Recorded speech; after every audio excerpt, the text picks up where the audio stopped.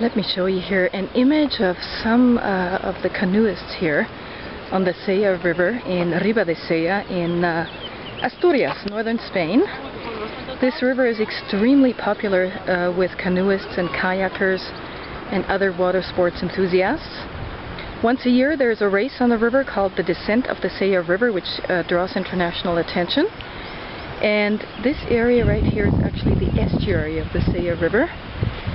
Over here we see the bay that actually stretches out into the Atlantic Ocean, and some of the gorgeous villas on the other side, on the beach side of Riba de Sella. These guys are going pretty fast. Wow. Yeah, great river for canoeing and kayaking, that's for sure.